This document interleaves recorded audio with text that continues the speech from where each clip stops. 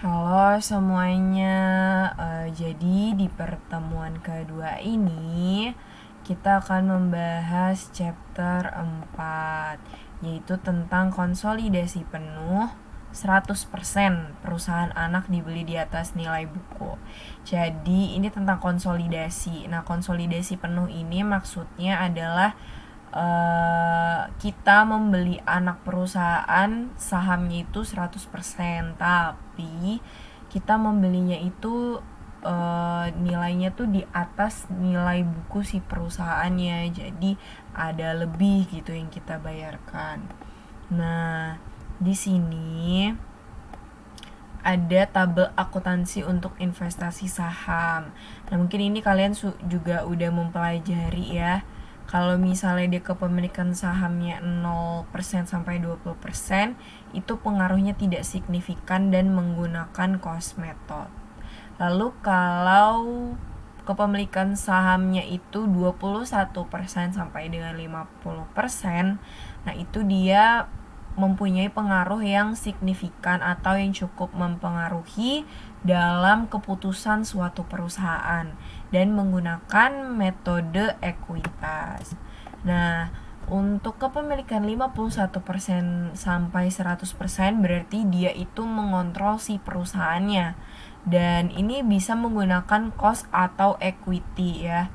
Dan juga dia untuk laporan keuangan itu dikonsolidated alias dikonsolidasi atau digabungkan kayak gitu. Terus masuk nih dalam bagaimana sih kita melakukan pencatatan atau melakukan perhitungan akuntansi saat mengakuisisi 100 dalam persenan itu 100% gitu secara keseluruhan. Pertama, kita itu harus membandingkan fair value of consideration given atau yang kita bayarkan dengan book value of net asset. Nah, book value of net asset ini diambil dari angka kayak pertemuan minggu lalu gitu. Kalau minggu lalu ada fair value, ada book value. Nah, kalau book value of net asset ini kita pakainya yang kolom book value aja. Jadi kita hitung asetnya berapa dikurang sama liabilitiesnya gitu. Dan nanti dapat namanya diferensial. Tapi kalau yang kita bayarkan dibandingkan dengan fair value-nya dari net asetnya itu adalah namanya goodwill gitu. Jadi beda ya, kalau fair value dibanding dengan book value itu diferensial. Kalau fair value dibanding fair value itu namanya goodwill. Nah, setelah kita ngitung adanya diferensial atau goodwill, kita masuk ke step kedua nih. Kita bikin tabel selisih harga. Tabel selisih harga ini isinya adalah aset dibandingkan dengan liabilitas. Tapi yang dibandingkan ini angkanya bukan satu periode aja, melainkan ada periode awal, terus nanti ada amortisasi, lalu ada di periode akhir alias periode yang angkanya itu udah dikurangin dengan amortisasinya.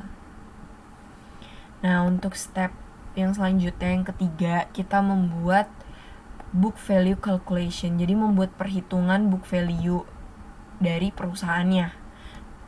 Yang paling penting itu pertama, investment yang dilakukan saat pertama kali, ya kan? Terus ditambah dengan pendapatan dari perusahaan anaknya. Terus ditambah atau dikurang dengan amortisasi, dikurang dengan dividen.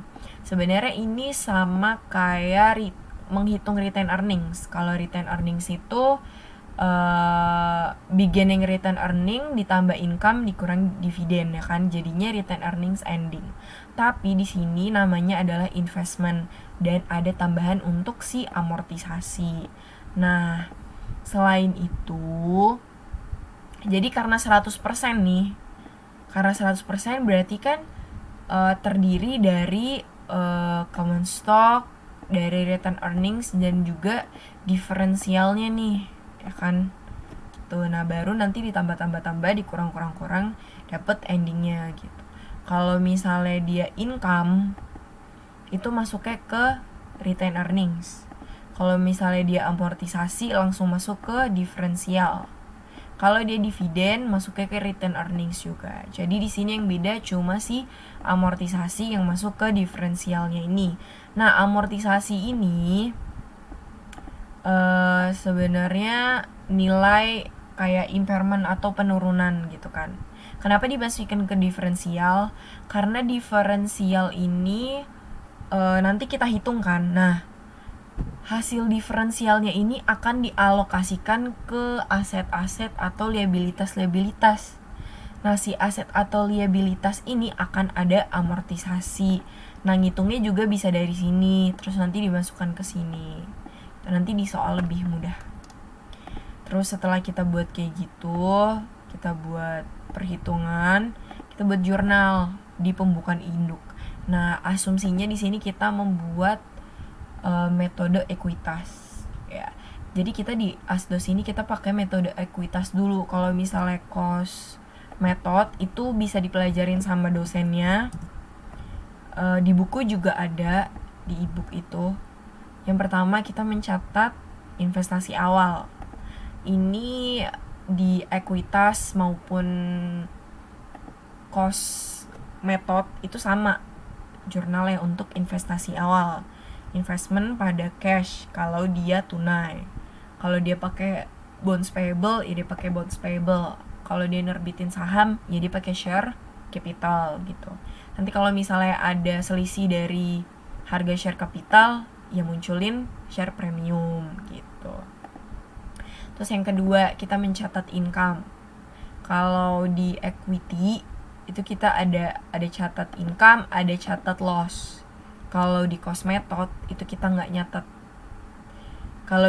Kalau di ekuitas ini nyatetnya investment pada income. Karena kenapa income dikredit? Karena saldo income itu dikredit kayak revenue. Sales revenue itu saldonya dikredit. Pokoknya pendapatan itu dikredit. Nah, beban itu saldo normalnya di debit gitu. Jadi kalau misalnya kita nyatet loss nih, berarti di sini loss. Loss from PT anak pada investment in PT anak gitu. Contoh, misalnya kita dapat pendapatan nih dari PT Gita gitu kan. Berarti kalian nyatetnya investment in PT Gita pada income from PT Gita. Tapi kalau misalnya kalian dapat rugi sebesar 20.000, berarti loss from PT Gita pada investment in PT Gita gitu. Nah, untuk yang ketiga dividen. Dividen itu dicatat di metode equity dan juga cost. Jadi dua-duanya nyatet. Bedanya itu kalau di ekuitas ini dikrediti adalah investment in PT anak, kalau di cost itu dividen cash gitu. Jadi dia yang dikurangkan adalah dividen ya, bukan investmentnya. Lalu yang keempat ini kita nyatet amortisasi atau depresiasi atau impairment untuk aset dan liabilitas yang dicatat terlalu rendah atau terlalu tinggi. Gini logikanya. Kalau misalnya dia dicatat terlalu rendah, berarti dinilainya kerendahan, alias kita harus meninggikan gitu kan. Makanya di sini income-nya itu didebit untuk mengurangi angka si aset atau liabilitasnya ini. Jadi akunnya itu bukan pakai si aset atau liabilitas gitu, melainkan pakai akun income. Karena angkanya itu kita dapetnya tuh dari alokasi diferensialnya gitu. Nanti aku jelasin di soal lebih lanjut gitu. Nah, kalau misalnya dia dicatat terlalu tinggi, berarti harus kita kurangkan nih. Ya kan? Harus kita kurangkan gitu. Sehingga investmentnya itu didebit gitu, biar nilai dari diferensialnya itu berkurang.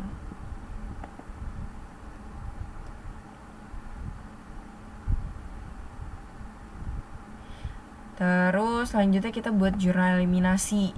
Nah, jurnal eliminasi ini nanti dimasukin di sini nih. Itu kan jurnal eliminasi. Nanti kita masukin ke elimination entries ini. Nih, baca dulu ya. Jurnal eliminasi digunakan dalam kertas kerja konsolidasi untuk menyesuaikan saldo balance setiap akun dari perusahaan terpisah yang dikonsolidasi atau digabungkan untuk mencerminkan angka yang akan muncul apabila semua perusahaan terpisah tersebut menjadi perusahaan tunggal. Jurnal eliminasi ini hanya muncul pada kertas kerja konsolidasi dan tidak mempengaruhi pembukuan perusahaan terpisah tersebut.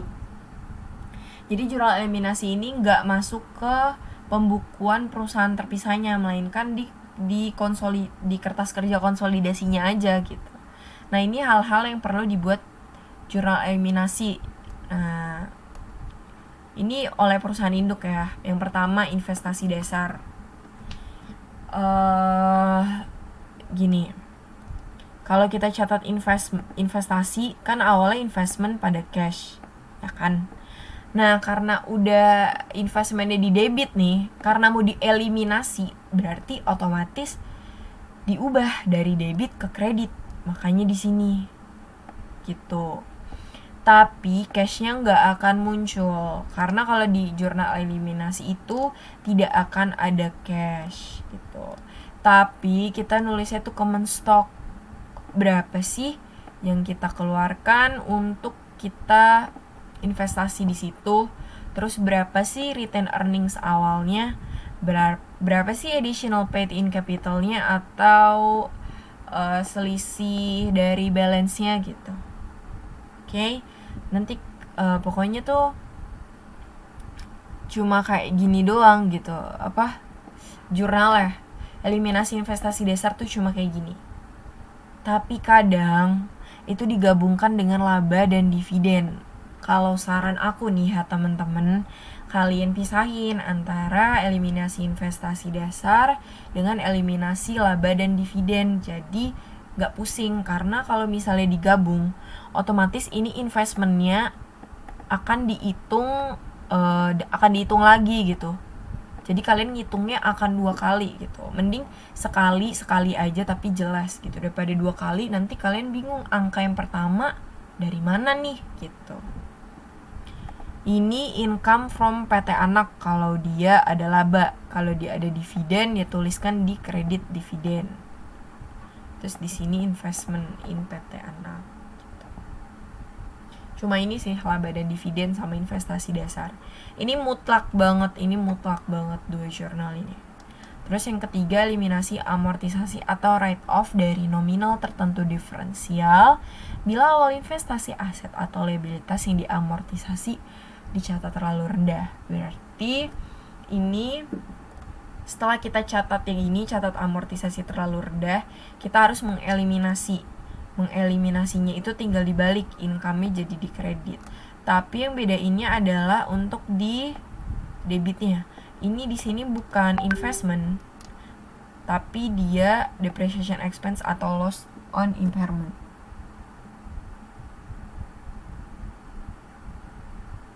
Terus selanjutnya untuk yang amortisasi dicatat terlalu tinggi, ini tinggal dibalik aja gitu. Oke, terus nomor 4, jurnal keempat, eliminasi diferensial. Ini untuk aset pada investment. Kalau terlalu tinggi berarti investment pada aset. Karena dia terlalu tinggi berarti harus dicatat lebih rendah gitu kan. Harus dikurangi nih soalnya terlalu tinggi. Berarti ya asetnya di kredit aja, yang di debit investmentnya. Jangan bingung ya. Kalau ini amortisasi, eliminasi amortisasi. Kalau ini eliminasi diferensial.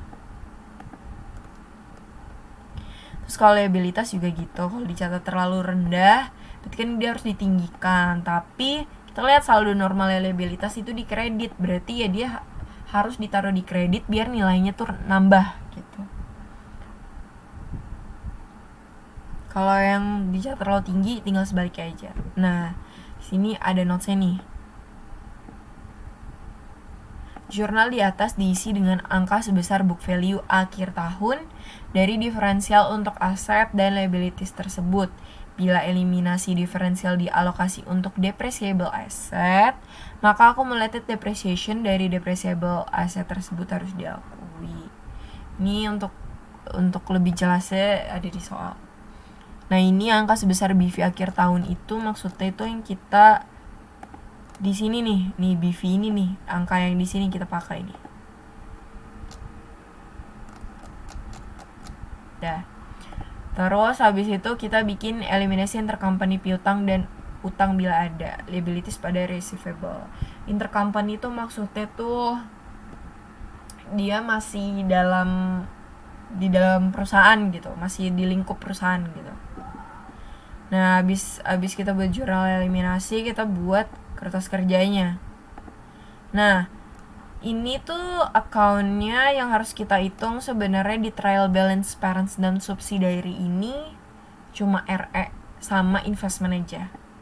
Tuh, nah yang kita masukin di elimination entries ya yang kita buat di sini gitu, sesuai sama debit kredit aja gitu. Kalau consolidated tinggal jumlah-jumlahannya aja. Dari parent, subsidiaries, debit, kredit. Kalau dia aset berarti parents tambah subsidiary ditambah debit dikurang kredit.